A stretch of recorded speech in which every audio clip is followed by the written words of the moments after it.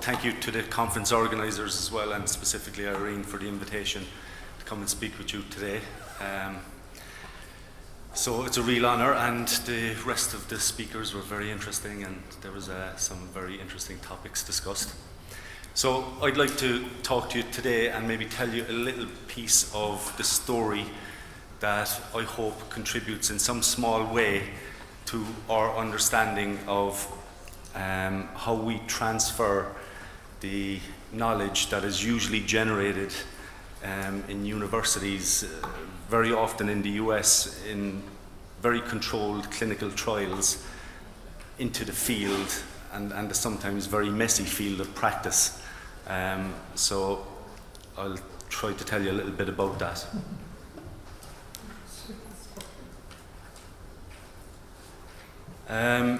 So there have been increasing rates of adolescent substance use and increasing rates of binge drinking across most industrialized nations in recent years, according to the European Monitoring Centre for Drugs and Drug Addiction. On the slide, I hope I'm on the right slide because it's translated into German and French, and I'm working from English notes, so I hope I'm on the right slide. So these should be some statistics taken from a study conducted into the health behaviour of school-aged children in Ireland by Nick Gowan and colleagues in the National University of Ireland in Galway. It's suggested that some of the increasing rates of substance use can be explained by the increasing rates of prevalence reported by young girls. And the EMCDDA also suggests that some of this can be explained by young people growing up in families where there are already substance users present.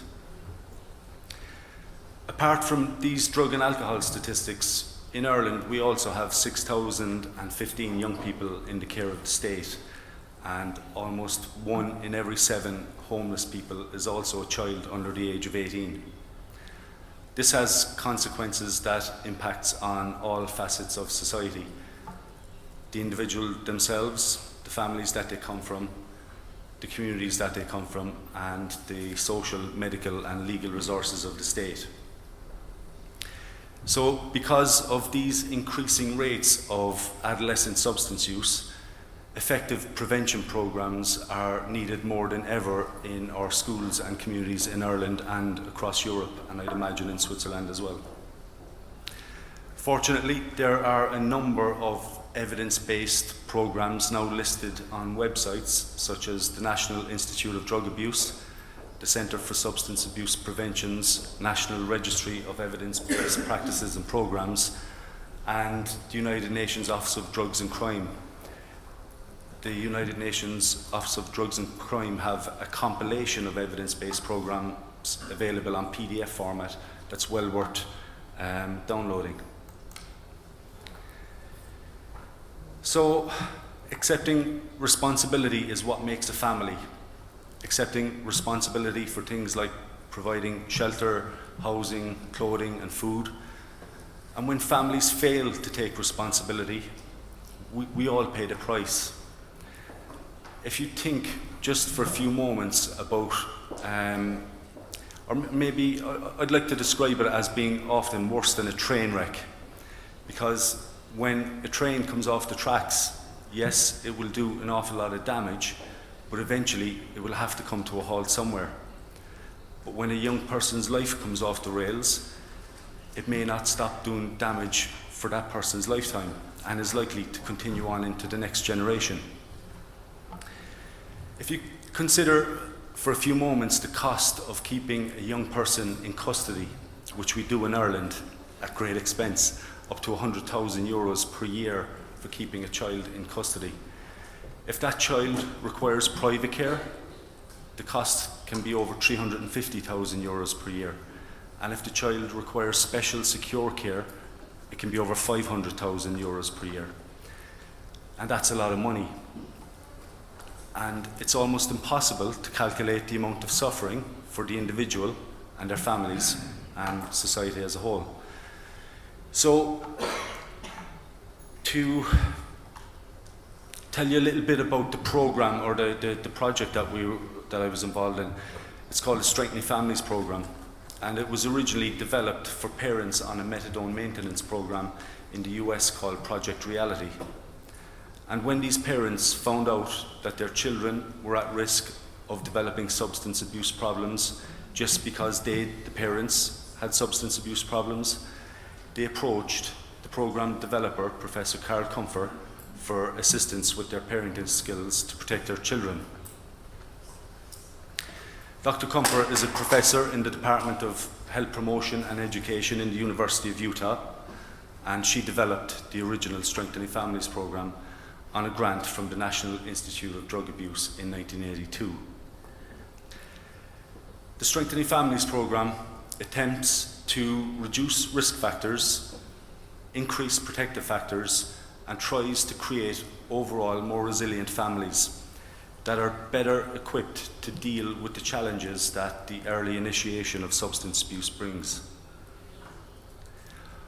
All of the different age variations of the Strengthening Families Programme, including SFP 3 to 5, 6 to 11, 10 to 14, which has been shortened to 7 weeks with the parenting programme placed on DVD, and the 10 to 16 programme, which was also developed by an organisation that Rob mentioned this morning called MAD, Mothers Against Drink Driving.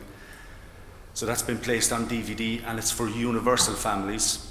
And the 12 to 16-year-old at-risk version, which is the version that I'll be talking to you mostly about today, all have the same format and theoretical underpinnings and are based on structural equation modelling tested theory of the precursors for substance abuse called the social ecology model.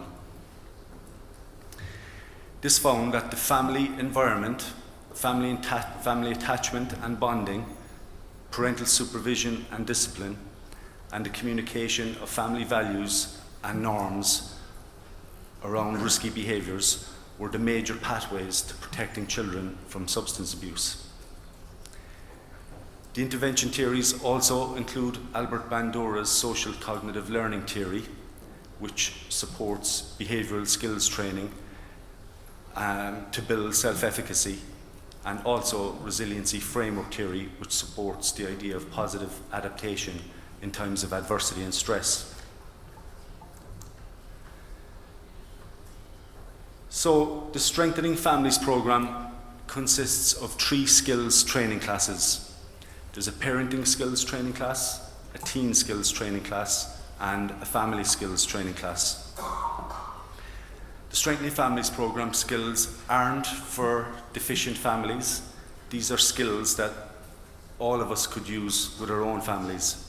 In fact, it was probably one of the reasons why I was attracted to the Strengthening Families Programme in 2005, because I found myself suddenly as a single parent with responsibility for a child with very little parenting skills, apart from those that I had observed in my own family, which I still consider to be questionable today. A lot of my own colleagues have told me that they've incorporated the skills from the Strengthening Families Programme into their own family lives as well. Skills like time, positive communication, family meetings, problem solving, and how to set limits. On the Strengthening Families Programme, the family is taken as that given unit in society that contains children and those who care for them. Usually the biological parents, but can also be other relatives or adults, depending on the situation or circumstances. What does the Strengthening Families Programme look like? In Ireland, the Strengthening Families Programme is usually delivered on weeknights between the hours of 6 p.m. and 8:30 p.m. Just to address the issue of fathers not attending, one of our theories is that this clashes with the Champions League. So it could be one of the explanations, but we don't have evidence to support it.